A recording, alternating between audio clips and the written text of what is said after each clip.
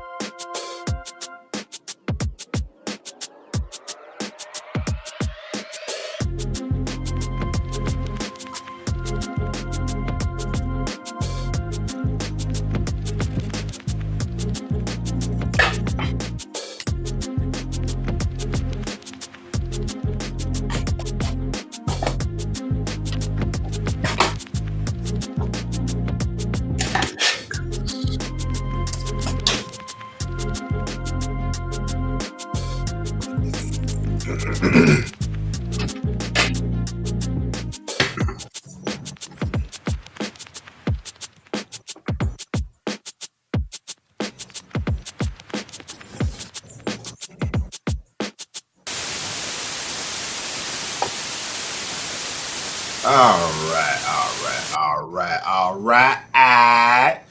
Good morning, good afternoon, good evening, good whatever part of the day this video choose to reach you. I hope you're feeling fine, I hope you're feeling well, I hope you're feeling blessed. I hope you realize that you are blessed. It is I, Mr. Von P, the political crash out. Oh. Come on back. Come on back with it. I'm trying to get some of that glare off me. It's a glare on me. Thanks to all this fucking light.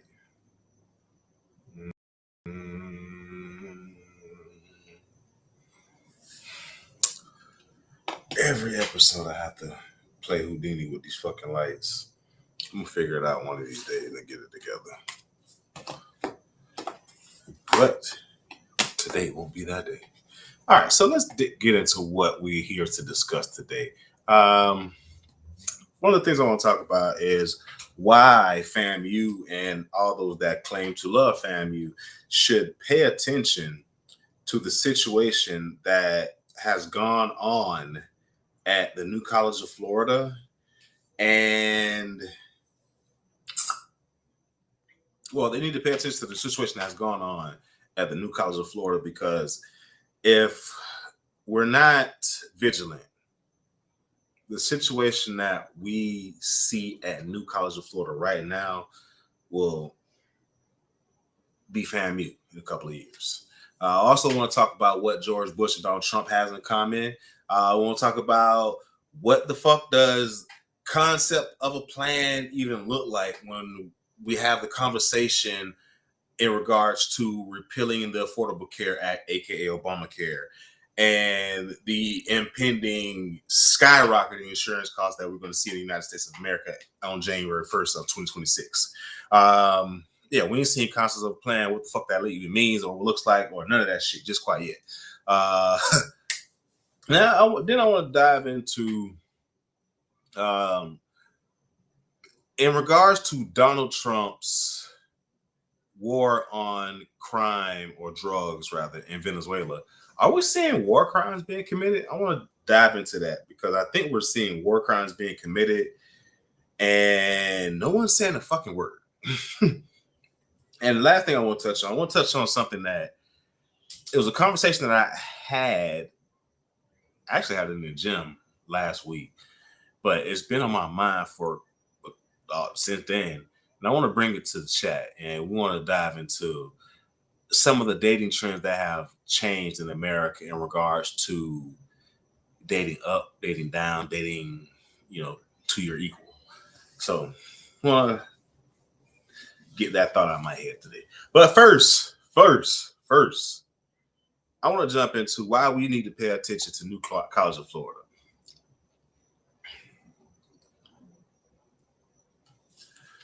New College of Florida used to be a national model for small, progressive, liberal arts institutions. And then Ron DeSantis got a sticky little greedy hands into it. We've seen New College of Florida shift from being a premier liberal arts institution to being trash. When we seen the Republican Party start to talk about reshaping or getting woke out of education, aka reshaping the face of education. I myself didn't foresee what we're seeing right now. And if you've been under a rock, over the last 2 or 3 years, Governor Ron DeSantis has, through a roundabout way, started to reshape the way that education is handled in the United States of America. And just for context, let's just stay with me. Liberal arts institution, New College of Florida was a small liberal arts college in Florida with a national reputation for academic freedom and experimental pedagogy, meaning they would allow professors and their students to dibble and dabble into various thought processes, philosophies, ideologies, feelings, emotions, whatever the fuck you want to talk about. They were a liberal arts institution, so they were pretty liberal in what they allowed their faculty and students to dive into educationally. Then we're seeing their board get taken over by Governor Ron DeSantis, and he started to put his political operatives into place. He started to put politicians and lobbyists and individuals that were going to carry certain political ideologies forward into positions of power and positions of influence at New College of Florida. Ultimately, they installed a president that was in that same vein, that viewed what was going on in New College of Florida as a problem. So what we saw at New College of Florida was, after their board and their presidency got taken over by Republican operatives, they start to see faculty start to get suspended for pushing certain ideologies. We started to see curriculum changes. They made changes to ban anything that was quote unquote divisive. What they termed as divisive was very broad. And because of that, a lot of what attracted the New College of Florida students and faculty to the school was no longer there. So now New College of Florida starts to see a decline in enrollment. They start to see a exodus of staff, not only voluntarily, but some involuntarily, because they started to fire some individuals. And they started to install professors that would push certain political ideologies. Now, in turn, we also seen New College of Florida's enrollment drop. We started to see donors that had been very, very, very, very proud to give to this school stop wanting to give to this school because of the politicized nature of what was going on campus now. And when I say politicized nature, the Republican Party had taken over the school and basically started to push Republican ideology in the college setting. These individuals didn't want their money to be going towards that. They were supporting New College of Florida because they were proud to support a liberal arts institution where freedom of education and freedom of information was encouraged. Were there Republicans at New College of Florida? Yes, there were. Were there Democrats at New College of Florida? Yes, there were. Were there independents at New College of Florida? Yes, they were. Did they all agree all the time? No, they didn't. But that was the beauty of New College of Florida. They wanted those different thoughts of opinion to have a space to come together and hash all the bullshit out. But now what we have in New College of Florida after the Republican takeover is a heavy Republican ideology being pushed at the school. And as I said, as a result, you've seen staff leaving. You've seen students not going there anymore. You've seen donors stop giving to the school. You've seen scandals start to plague the school now because of some of the BS that's going on by these political operatives that have been put in place by the GOP, the Republican Party. And Unfortunately, like I said, this has led to a decline in enrollment, decline in donors. Now, the reason why this is big, the decline in donors part is big, is because one of the big one of the big reasons that nuclear was able to operate and become one of the benchmark liberal institutions in America was because of their donors. They had a lot of donors that would give to the school so that the school would not have to rely too much on state funding or funding that came from sources that restricted what they could do, i.e., taking state funding from the government that's saying, hey, I don't want you guys teaching all this woke stuff. So they didn't have to rely on state funding because they had plenty of donors coming in. Because of this takeover, those donors are starting to dry up. Those donors are saying, hey, I don't want you to use my money to push this wild, wacky logic that you guys are pushing under the guise of saying, hey, we're just trying to clean up education. We're just trying to restore balance and accountability. Now, restoring balance it sounds good until you look what restoring balance and accountability actually looks like. When you're pushing out any, and I mean any type of differing ideology, if it's not a Republican aligned ideology, is labeled as woke and divisive and is banned from the school. That's not accountability. That's not balance. That's not what that is. Some of them even say, hey, our new curriculum reflects the community values that we're seeing in America right now, and especially in the state of Florida. That's we're seeing a shift, and it's just reflective of what we're seeing. Well, if that's true, why the fuck is enrollment down at New College of Florida? If it's supposed to be this,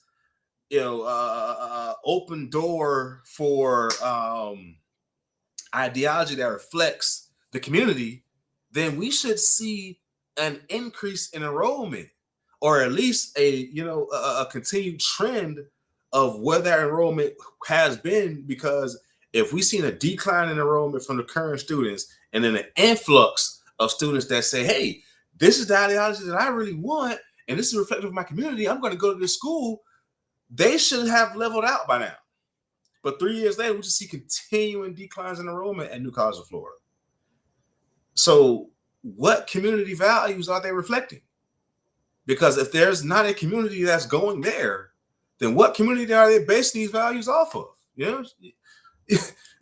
It's simple logic that I'm just putting out here.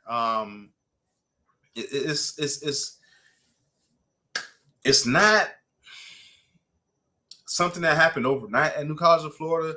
It's something that happened over the long term. And when looked at individually, one by one, none of the moves that took place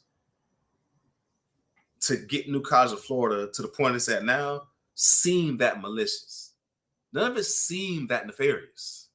Oh, the governor's just appointing this BOT member. Oh, the governor's just appointing that board of governors member. Oh, the governor's just appointing that board of trustees member.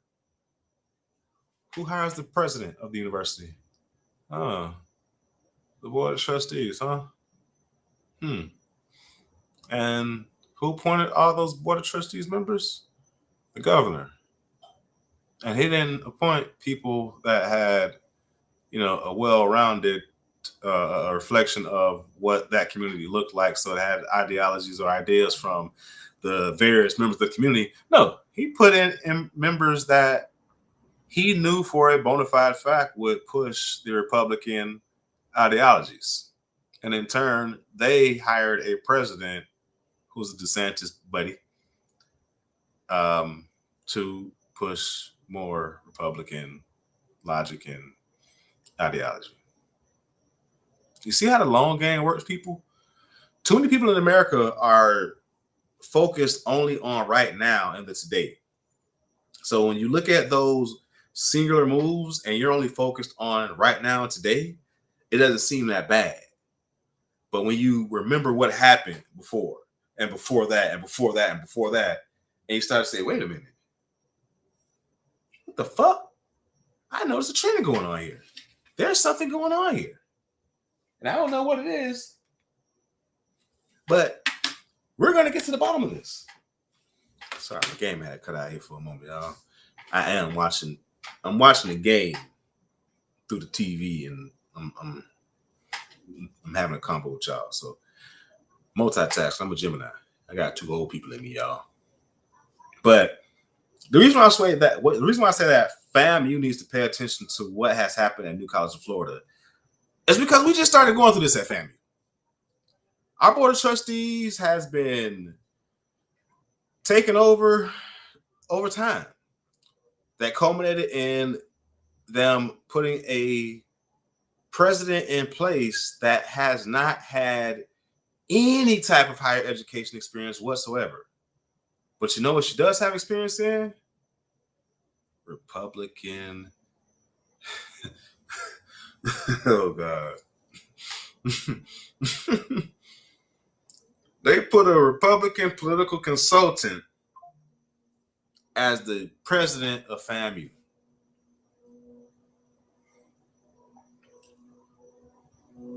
And I just laid out what happened with New College of Florida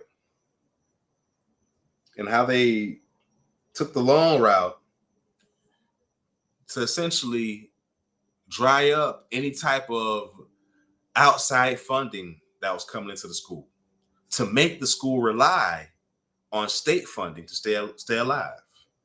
If they're going to get state funding, then they got to do what the governor says. And they can't veer any type of way or that funding gets cut. If that funding gets cut, then the school gets closed. I told people in a group chat last year that FAMU was a part of the Republican long game. And that's because I was piecing together all the little moves I had been seeing over the years.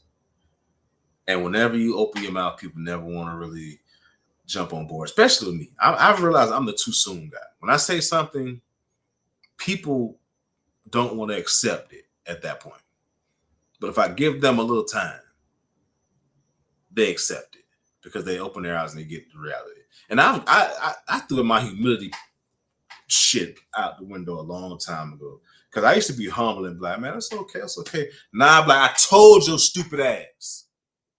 Just right now, like I told myself I'm gonna leave Shador Sanders alone, but I'm fucking with the people that told me that this jit was gonna be all that. Told me I was hating on the black man. I'm like, man, y'all told me all this shit, and jit, sorry.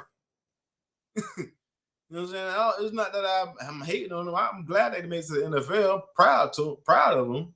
But jit, sorry. Jit, fucking sorry. The fuck? Yeah, oh man, he ain't getting no reps. Man, Tom Brady ain't say that shit. Tom Brady prepared himself, waiting in the wings. Drew Bledsoe got hurt. We ain't heard from Drew Bledsoe since. Tom Brady said, fuck you, cracker, this is my shit. That's what y'all was hoping that Shador Sanders was going to do. But he ain't got that dog in him. Tom Brady had that dog in him. Shador Sanders ain't got that dog in him. We wish he did. I wish he did have that dog in him. But he ain't. He don't. He ain't got that dog in him. And on top of all that shit, people out here really pushing all this Shador shit. Do they realize that this motherfucker is competing to be a backup?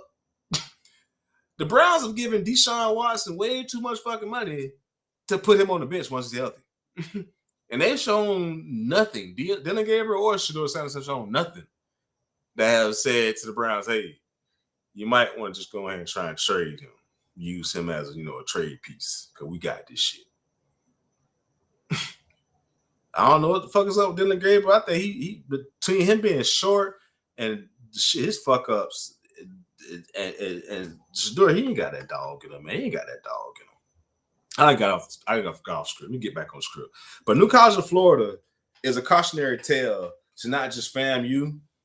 It's a cautionary tale to FIU, UF. Florida State is safe right now because their BOT and their presidency is secure. And they don't have any bakers and they have no movement and shuffles and all that. So they ain't got no, you know what I'm saying? They ain't in too much trouble. But UF, they're going through it right now. Their BOT just put somebody in place. and you know what I'm saying? Like, it was a whole situation. But they had to not take the job. So UF is going through what FAMU went through last year. FIU went through this 2 years ago. don't have this problem because they're a private institution. Bethune, they're a private institution, but they don't get state funding neither. So Bethune is already in a fucked up. I don't say fucked up. Bethune is already in a tough situation. They're HBCU and they don't rely on state funding. So now the state can try and get a little more crafty with ways of freezing them out because they get auxiliary funds from the state through, secondary sources. But if they don't do what they're supposed to do, according to the governor, he could fuck that money up too. So a lot of universities in the state of Florida are in this precarious situation, and traditional media outlets are not putting a lot of attention on it, especially the New College of Florida situation, because New College of Florida went from being up here to being in the shitter in 3 years. 3 years, 3 short years. And when you want to destabilize a culture, a people, one of the first things you do is you attack their institutes of education. You attack those institutes. You attack those institutes of higher education. You attack. And that's what we've seen. They've been on a constant attack to reshape how education is presented in the United States of America. The Republican Party, that is. And they're not stopping. I'll be damned if this shit ain't just surprising by the day. Now, one other thing, let me pivot from that now. One of the things I want to talk about, because we have a clear track of war crimes going on right now in America. Not only that, Donald Trump's using this war on drugs with Venezuela as his way to start a war. Because if a war is started, let me just put it like this. There can be no transition of power during times of direct war in the United States of America. If you don't believe me, look it up. When Trump first got into office, we've seen a whole lot of these types of strikes happening off the coast of Africa. I don't know what happened on their backdoor channels. I don't know if it got too expensive flying the bombs way over there or what. But we seen those start to dry up, and then we started to see the conflict of the war on drugs in Venezuela, because he said that the Venezuelan president and government is complicit with the cartels and they're smuggling drugs. They're a threat to America. They're a threat to American democracy. Mind you, he just pardoned the Honduras president who was proven guilty of all types of drug crimes and basically being everything that he's accusing the Venezuelan government of being. He just pardoned that motherfucker. But I digress. Get back to the point. He says that Venezuela and their government is a threat to the United States of America. So they started all these bombing runs off the coast of Venezuela with these suspected drug smuggling vessels.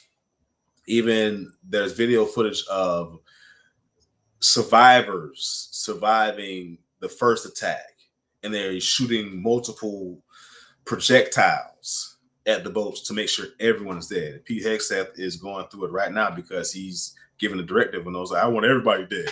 So they're sending multiple attacks to kill these visually unarmed individuals, which is a violation of the Geneva Convention. These are war crimes that we're seeing. During World War, I think it was one or two, one of the world wars, we've seen U-boat captains put on trial and ultimately executed for killing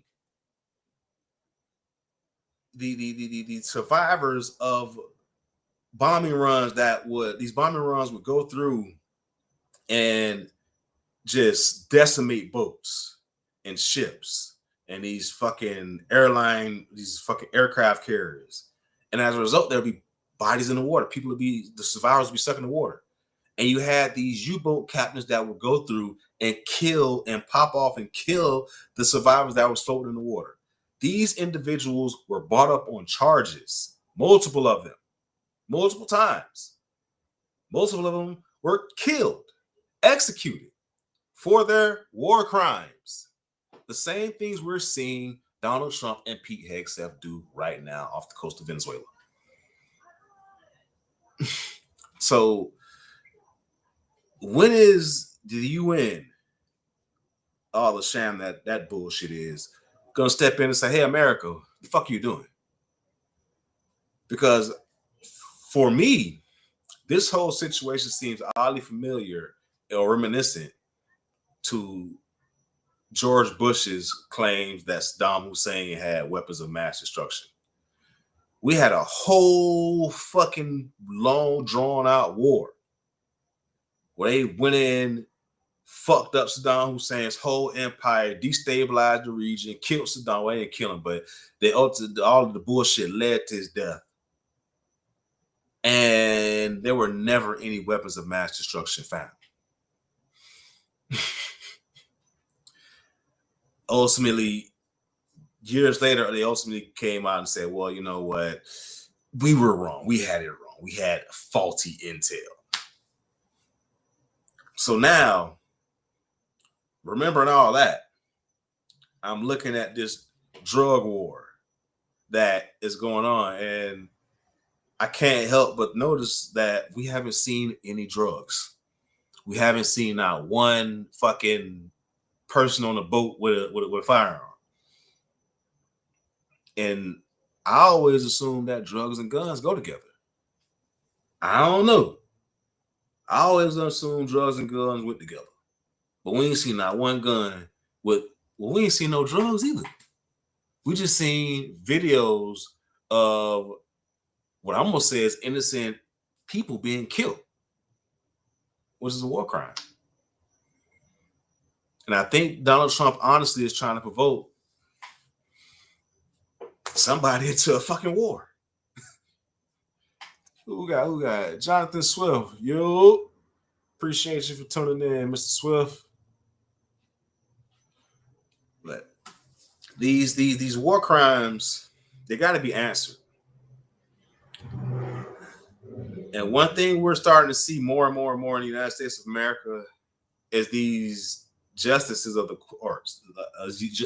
We're starting to see more and more judges stand up to the Trump administration.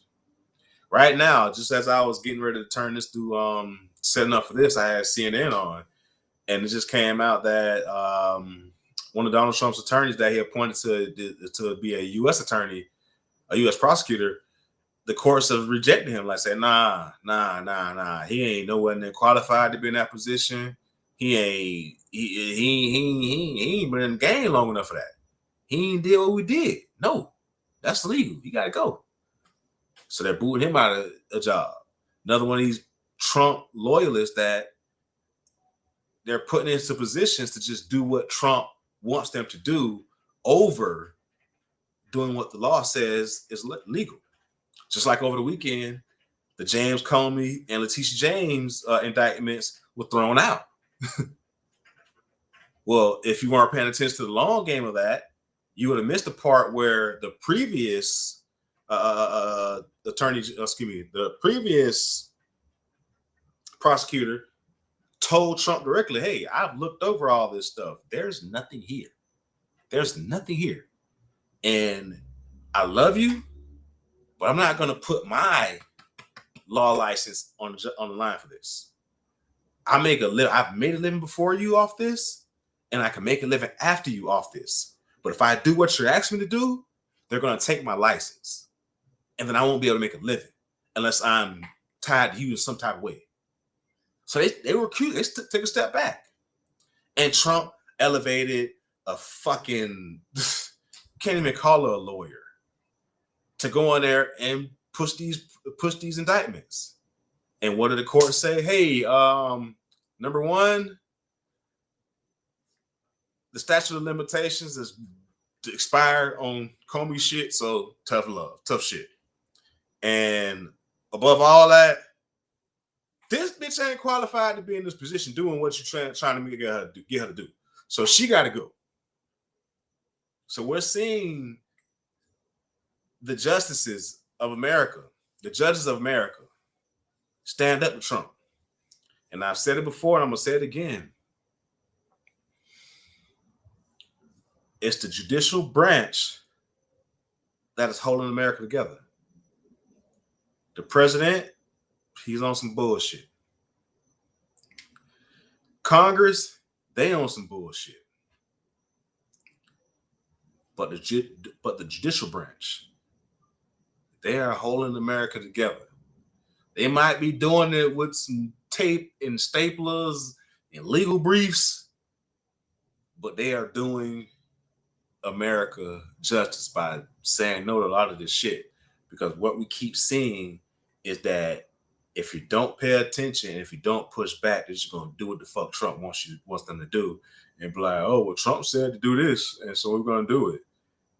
And you have people saying, nah, that ain't quite legal. Nah, that ain't quite how to go. Nah, you can't do that. Nah, that's my job, motherfucker. You get the fuck out of here. You know what I'm saying? So you got to have people like this that are willing to push back and say no.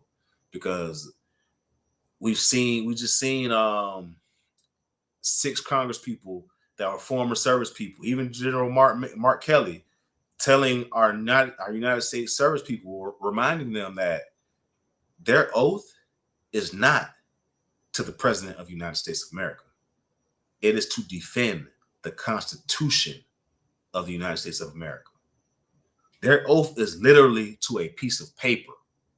If you want to be technical about it, every military person in the United States of America, they swear an oath to a piece of paper, not to a person. And that piece of paper is based on 50 states, the United States of America, not one man. And Trump is pissed off at that right now. They're trying to say, they need to be brought up on charges of treason because they're saying that they're telling people to disobey orders. No, they didn't say disobey orders. They said disobey any illegal orders. They're even reminding them, hey, you can disobey illegal orders. It is in the U.S. Code of Command. You right now, you literally have military personnel that are reaching out to congressional lawyers, JAG lawyers, military lawyers about some of the directives that they're getting. And these lawyers are telling them, hey, I know they said do this, but this is what the law says. And then these people are left to make complex decisions. I don't say complicated decisions because it's, damn, do I disobey a direct order now? And now I can lean on the law, but I know the people I'm dealing with, they're going to try and make it very messy, very difficult for me.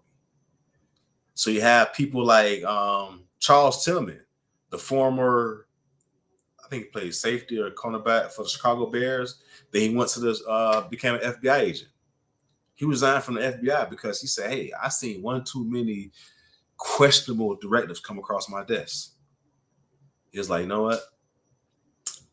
I don't need this. I'm not doing this. The man left playing football to become an FBI agent. Was doing good as an FBI agent.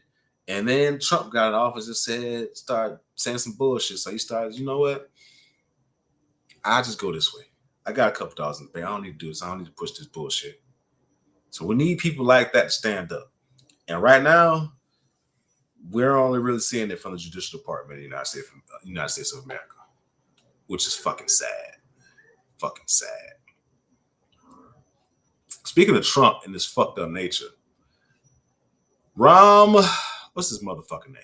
First of all, rest in peace to the National Guard woman that passed away, and I really hope that the other service member pulls through.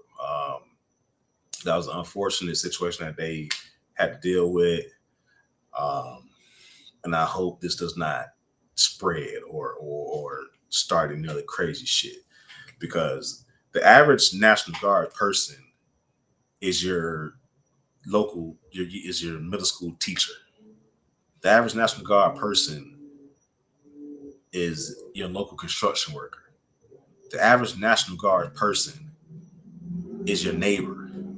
These aren't people that are just constantly in war-torn countries or combat zones where they're constantly on guard or having to put the skills to the test. These are average, everyday people that Donald Trump called up out of their house and said, hey, I want you to patrol these tourist areas. Go over here and pick up trash, because they're not doing nothing. They're not defending shit. They're not ain't doing a fucking thing. And this man putting their lives at risk. And now we got a dead service person because Donald Trump's administration wanted to let in an individual that they themselves say became radicalized after he got to America. This man, what is this son of a bitch name? Rahmanullah Lakanwal. Son of a bitch, you. He served with the CIA and a couple of special or high-risk units in Afghanistan during the war. And because of that, he qualified for a program that the U.S. military or government had called Bring Our Allies Home, or Open the Gates, something to do with the Allies. In other words, they had a program for individuals that had helped them commit all these acts that they needed to do over there that they wouldn't be able to do unless they had somebody over there playing fixer. And that's what this guy basically was. He was a fixer. He applied during the Biden administration. The way this program works is that this person's supposed to apply for entry.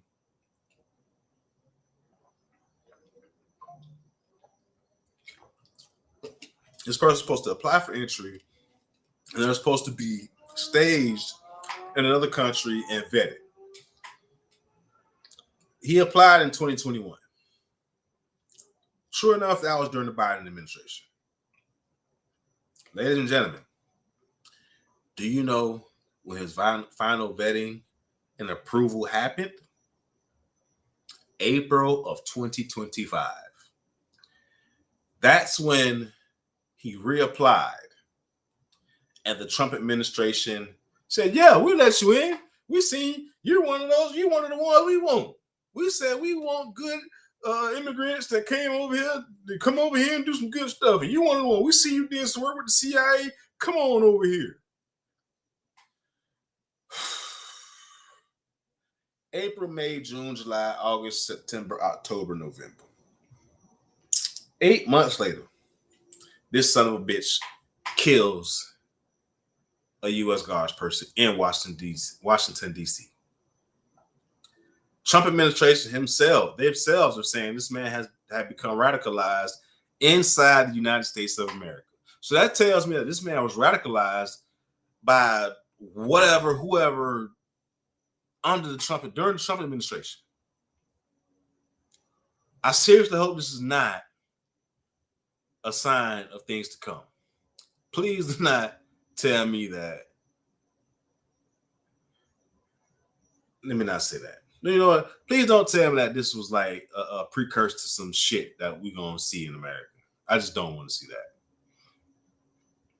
A little part of me feels as if this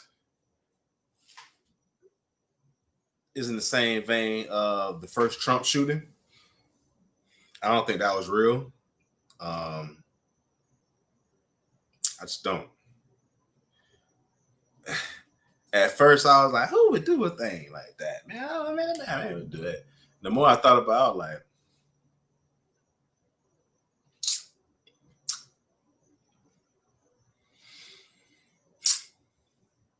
yeah, I think they would.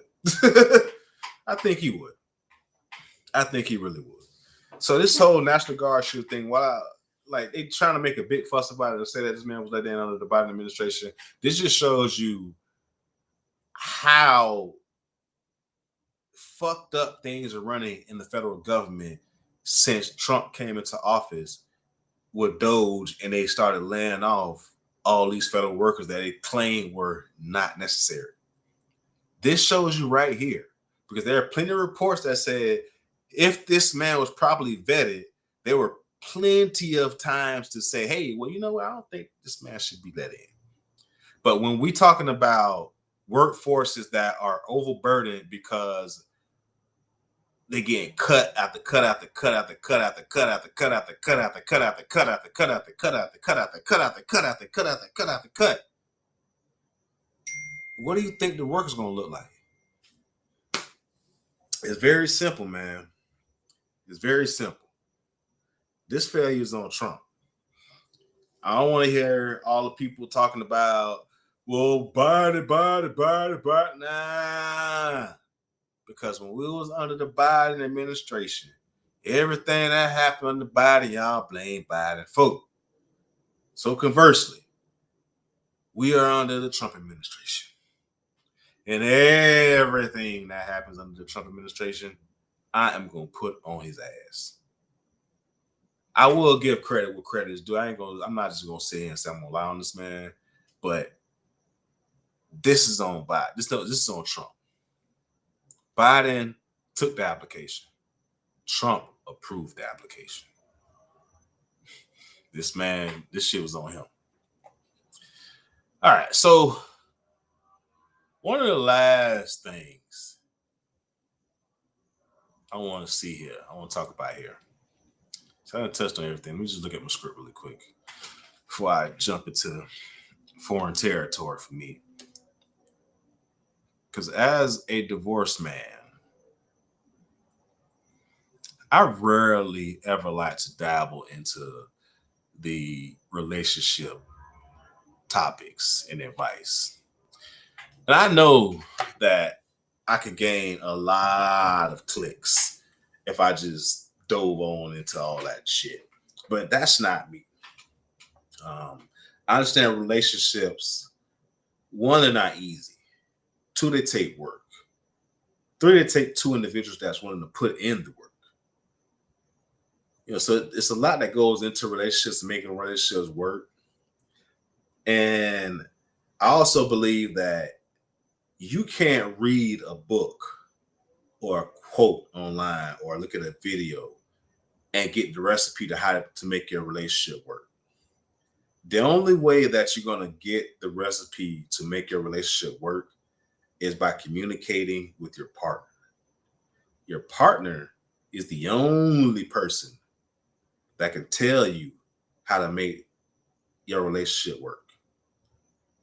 And that's through communication and work.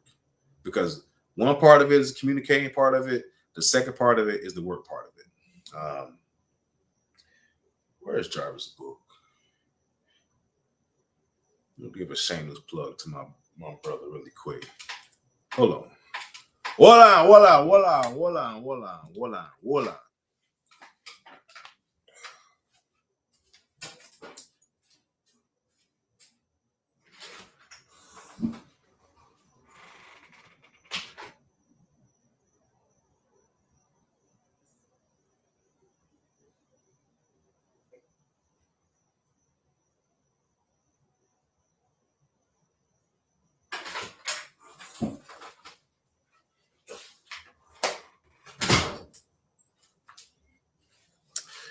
All right. So, since I'm dabbling on relationships right now, I want to give a shameless plug to my brother, Mr. J.C. Freeman, and his book, It Ain't Communication, It's Acceptance. The Real Talk Guide to Building Healthy Relationships. This is written by my brother, a good friend of mine. I call him my brother because we've been through it since we was kids. Um, he's been married for, I don't know how long BJ been married. He's been married at least 10 years now. And him and his wife have gone through the ups and downs, the uglies, the in and out, and they're still there. Bunch of beautiful ass kids. Then they got 5 kids. Big J, please forgive me for getting I'm a damn kid. God damn. But you got wait. You got a tree out there. Yeah, he got 5 kids. You got 5 kids. And he wrote a book detailing basically not detailing his marriage and what they did, but based off the work that they put into making their relationship work and grow and blossom into the beautiful, wonderful family that they have. So when we talk about relationships, like I said, I don't like to get into it too much because I'm a divorced man and I just don't really want to give people bad advice, to be honest with you. But last week in the gym, conversation came up about people dating upward, dating downward, or dating horizontally. Dating upward means that, hey, I'm dating people that are richer than me, smarter than me. They're on a higher level than me, one way or another. Horizontally is you're dating somebody that is equal to you financially, mentally, educationally, all that. Dating downward is dating someone that, doesn't have as much as you educationally, financially, mentally, whatever. And historically, we saw that women tended to date horizontally and upwardly. Hence the term marrying up. We saw that a lot. That is fucking helicopter go by. I don't even stand in the hood, man. What the hell is going on here? How's the helicopter flying over my neighborhood? I don't even stand in the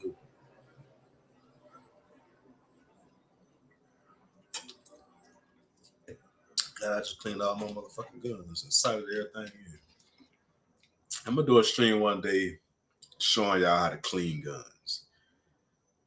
I think that's a lost art. I don't think people put enough time into maintaining their firearms. So I'm gonna do that. I just did that the other day, but as I was doing it, I was like, I need to do this on stream. I made some good content. And it'll give me a couple hours of content because I got a lot of damn guns. But historically, we saw that women dated upward or horizontally. Men tended to date downward or horizontally. Something has happened, and I don't know when. I want to say between the early to the latter 2000s, we've seen a shift started to occur because of some of the natural trends that we've seen in America. Men are not going and graduating to college in the numbers that they had been. Conversely, men are not earning as high as they were compared to women back in the day. We see a lot of men that are not earning comparatively to a lot of women nowadays. So because of that, we started to see a trend where women are starting to date downward and horizontally as opposed to upward and horizontally. And what is that resulting in? When you got a high earning or a higher level woman and a lower level man, when they reproduce, that child is coming up in a household where they're seeing a man that is not, not what we or I grew up to be know to be a man. A hardworking earner going out there doing this, doing that. These kids are growing up seeing men that trying to get to the bag. Oh, baby, man, people just hating them, man. Oh, well, gee, hun, I don't know why I don't get a phone call back. I guess I'll just sit here and play Fortnite. These are the men, because it's happening in the white communities and black communities. Because we seen these little white boys standing in the basements playing games all fucking day being incels. The only difference is our little black boys are outside sitting on a stoop or a corner, and the little white boys are sitting in the basement somewhere playing a fucking video game. Only difference. They still, both of them are just sitting some fucking where doing nothing. You get what I'm saying? This is the population that these women got to choose from. And when that higher level woman reproduces with that lower level man, their offspring, are stuck in a fucked up situation. Because like I said, they're seeing a father that is not living up to what most would say is being a man. And, you know, now that I say that out loud, is not necessarily being a man, but he's not producing or not operating to the best of his ability. That's how I put it. I won't say that he's not being a man, but you're seeing a man that's not producing or operating to the best of his ability.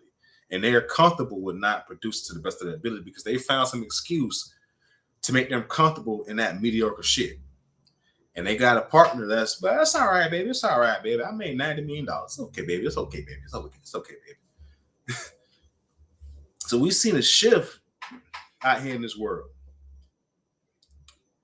And men, unfortunately, where they used to date downward and horizontal, some of these men are not mentally equipped to approach and try and date some of these higher level women. You cannot tell a higher level woman the same shit you tell a lower level woman.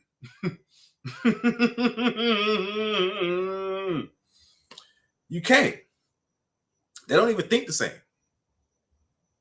And I know every woman think they're a high level woman. And I'm willing to get into trouble right now, but all you motherfuckers is not high level women. I'll tell you right now, if you run around talking about you a bad bee, you probably ugly as fuck. The real baddies, from my experience, the real baddies, they don't even know they're bad. Some of them are put off by how fine they are. They don't even want the attention from being that fine. You know, and the ones that want your attention and they real bad, the motherfuckers a headache. You know, it's a crazy time to live in America and see the dating pool. I'm not for against no Kevin Samuels, high level man, high level woman shit. But I do recognize that there are high level men and women out here in this world. Those individuals, when they reproduce with a low level individual, that offspring is put in a tough situation.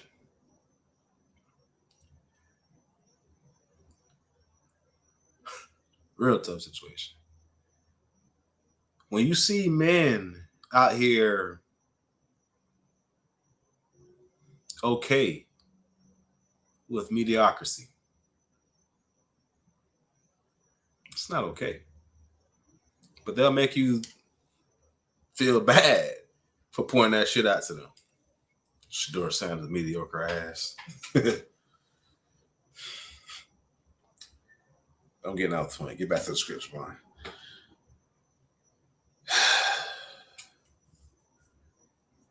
What is the next generation of adults in America going to look like when we have this shift going on? And get me wrong, I got no problem with high level women. I personally don't give a fuck if my woman makes more money than me. I'm not one of those guys. I welcome that shit. I don't give a fuck. It's not because I'm trying to mooch off my woman. I get my own. But I'll just be transparent with it. The peace of mind of dating a woman that has her own, oh, it's priceless. It's fucking priceless. And that's not to say, I ain't trying to run away from being the man. Hell, I want to be a provider. Hell, no, bitch. I don't mind providing. Not in the least bit. But if I meet you and you're looking at me to immediately take on your life, and I don't even know who the fuck your parents is, the fuck? I got a problem with that. You looking for me to take on your responsibilities and finance your life and take care of your life. And I can't even get a plate of food. The fuck? You see, that was a trade-off back in the day. Grandpa, yeah, he used to give grandma that check. As soon as he got that check, minus, the piece he put to the side from his Mabel family, because he had another family over there. Don't get it twisted. He gave grandma that check, but grandma used to hand that motherfucker a plate of food when he walked in the house. That was the trade-off. He handed her that check. Grandma used to hand him some fresh drawers because he used to wash. Most of your grandparents didn't even know how to fucking wash clothes. Think about that. Because it's not say horrible men. They didn't have to. That was the role they played. So you want me to take on your responsibilities plus mine and my expensive 16-year-old child and put you on my plate, and I can't even get a plate? Or better yet, oh man, this might be the biggest red flag of them all. You handed me a to-go plate from Applebee's? Baby, I don't want this. I want you to cook for me. Because if I'm already taking care of my shit and I'm taking care of your shit, that's a lot of money going out. And one of the easiest ways for us to save some money is eating in. But you don't know how to cook. So I gotta cook. Oh, we eating Applebee's and Chili's and all that? Man, shit. If you didn't tell already, I'm one of them higher level men. And I'll be honest, I won't be a high level woman. The conversations that I have, they just frustrate and aggravate certain caliber of individuals, men and women. So I can't even associate with certain caliber individuals unless that shit starts to aggravate me. Just being real, man. I'm 41 years old. I don't even give a fuck. I'm my young old and shit.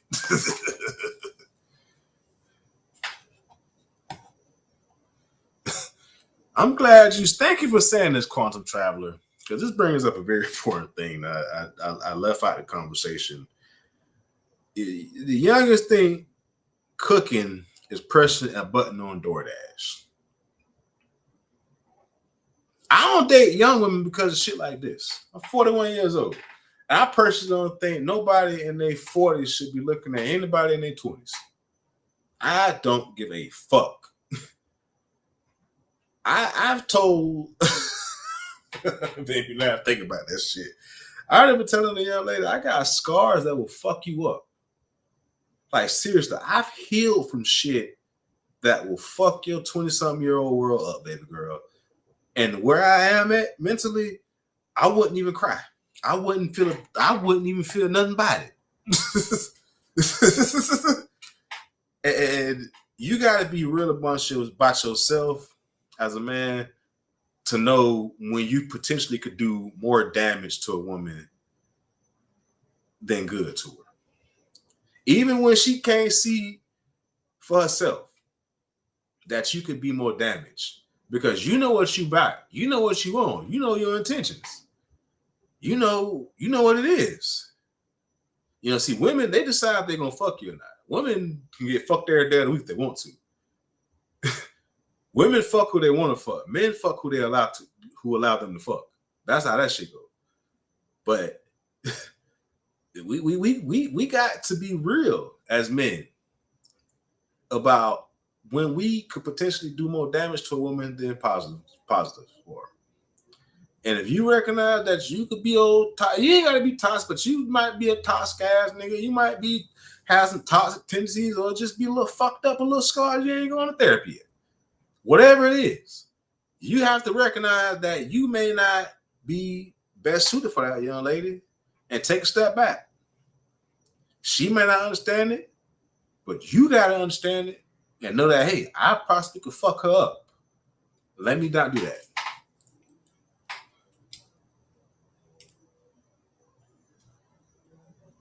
Add to block list. Yeah, I don't believe all that spamming in my thing. I had to get a little YouTuber out here. But yeah, man, we're seeing a crazy trend in America. And it's deeper than rap, because you got to really think about, how do we get to this point where we're seeing a lot more women marry and date downward when they traditionally used to date upward. And that's because a lot of men, it started with education. A lot of men stopped going to college. We've seen college enrollment numbers drop for men. We've seen trade school numbers drop across the board. Right now, there's a trades gap in America where we got more open trade jobs. And I mean trade, I mean, longshoremen, dock workers, HVAC, plumbing, all that shit, blue collar workers. We have a blue collar worker shortage in America. We've seen the enrollment for college age males drop. We've seen the trade skill gap increase. We've seen the trades gap widen, where we got a lot of trades open and nobody to fill them. All these trade jobs are open and nobody to fill them. So they weren't going to college and they weren't learning skills as in trades. How are these motherfuckers supposed to make a dollar in America? You ain't got a degree or education to lean on to make money off that. And obviously with all these trade openings, we ain't got tradesmen like that. So what are these young men doing? Nothing. That's how we got to this point where these high earning women who've been going to trade school, because if you ever been to, I used to teach at a trade school, and it fucking surprised me how many women were in the HVAC program. It surprised me how many women were in the automotive program. And here's the thing, here's just something I'll tell you. The directors of both those programs at the school I was at would constantly say some of their best performing students were women. This man, one of the HVAC instructors took a female student to a conference to highlight shit for be our school representative at a conference. He took a woman to an HVAC conference to represent the school. Think about that. So when I say, these guys are not earning, people gonna say, oh man, everybody gotta go to college. These motherfuckers ain't going to the trades either. We have a lot of men that think they're gonna make money on the internet. And before somebody jump in my chat, say, man, but you look at my bio, motherfucker. My bio says it right there, plain as day. I create content. I am not a content creator. There's a big difference between me and the motherfuckers that do this for money. I do this just to reach one or two individuals. I genuinely feel like if I reach one person per stream, I've succeeded. I'm not doing this to get 100,000 views. That should be nice. I'd welcome it. Don't think I'd deny it. But that's not my aim. There are a lot of men that feel like sitting on the internet with one of these is going to be their big break. And none of them have really looked at, damn, I'm in a fucked up situation. I'm sleeping on my dog couch. Damn, I ain't got no real way to make no money. Damn, my old lady keep fussing at me because I ain't da-da-da-da. Damn, I'm living in my mom's basement. Damn. Like, when are these guys gonna wake up and realize that they got to go out there, get outside the house, and make a living, do something, elevate your position in life, learn something, do something, and then go get one of these rich ass women that's out here got all this wet cat waiting on your ass? Because I'll tell you right now, they want the high level men. They want it. They really do. I'm going to close with this. Because a lot of men feel as if, oh, well, you know, this is in the Bible that women should submit to men. They need to just do what I say. There's a lot of shit in the Bible that'll tell us not to do, and we still do it. There's a lot of stuff in the Bible that they tell us to do, and we don't do it. So don't lean on the Bible when it suits your purposes. But what I will say, since you want to bring up submit, if you want her to submit, give her something to submit to. Peace.